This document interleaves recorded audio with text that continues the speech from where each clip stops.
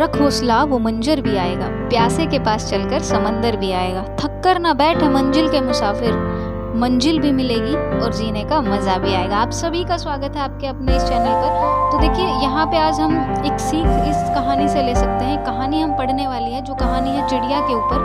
तो देखिए चिड़िया के साथ क्या होता है। चिड़िया यहाँ पे एक पेड़ पर बैठी होती है, ठीक है। आपने सुना होगा कि उसका कोई दाना जो है वो पेड़ के किसी कंदरे में जाकर फंस जाता है। अब चिड़िया ने पेड़ से अनुरोध किया कि वो उसका दाना लौटा दे, लेकिन पेड़ ने उस छोटी सी चिड़िया को मना कर दिया। उसने कहा नहीं, मैं आपकी बात नहीं मानता हूँ। फिर चिड़िया हार कर बढ़ई के पास जाती है, उससे अनुरोध करती है कि आप पेड़ को काट दीजिए क्योंकि वो मेरा दाना नहीं दे रहा है।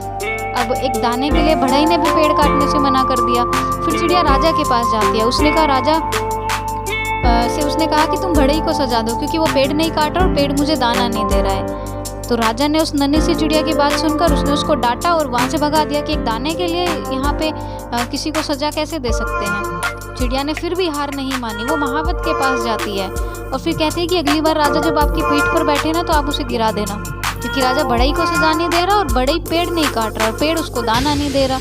महावत ने भी बात सुनी और उसको गुस्सा आया और उसको वहाँ से भगा दिया, ठीक है, कि चिड़िया कैसी बात करती है तू। वहाँ से उसको भगा दिया गया। अब चिड़िया फिर हाथी के पास जाती है और अनुरोध करती है कि अगली बार जब महावत तुम्हारी पीठ पर बैठे तो तुम उसे गिरा देना, क्योंकि वो राजा को गिराने को तैयार नहीं है और राजा बढ़ई को सजा नहीं दे रहा, बढ़ई पेड़ नहीं काट रहा और पेड़ दाना नहीं दे रहा।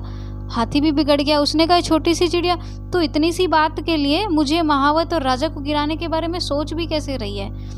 चिड़िया आखिर में एक चींटी के पास जाती है और वही अनुरोध दोहरा कर कहती है कि तुम हाथी की सूंड में घुस जाओ, ठीक है। उसने कहा कि तुम हाथी की सूंड में घुस जाओ। चींटी ने चिड़िया से कहा चल भाग यहाँ से, बढ़िया ही हाथी की सूंड में घुसने वाली, ठीक है। अब तक वो अनुरोध करती रही कि कभी राजा से, बढ़ई से, ठीक है, इस तरीके से वो यहाँ पे अनुरोध कर रही थी। लेकिन अब उसको गुस्सा आता है कि कोई भी उसकी बात सुनता ही नहीं है। तो अब उसने रौद्र रूप धारण किया, उसको गुस्सा आया। उसने कहा कि मैं चाहे पेड़, बढ़ई, राजा, महावत, हाथी का कुछ ना बिगाड़ पाऊँ, पर तुझे तो मैं अपनी चोंच में डालकर खा ही सकती हूँ। उसने चींटी को धमकी दी। अब चींटी डर जाती है उसकी बात सुनकर, भाग कर वो हाथी के पास जाती है। अब हाथी भी डर जाता है, हाथी भागता हुआ महावत के पास जाता है। महावत राजा के पास की हुजूर चिड़िया का काम कर दीजिए, नहीं तो मैं आपको गिरा दूंगा। अब राजा ने फौरन बढ़ई को बुलाया और उसने कहा पेड़ काट दो नहीं तो सजा दूंगा।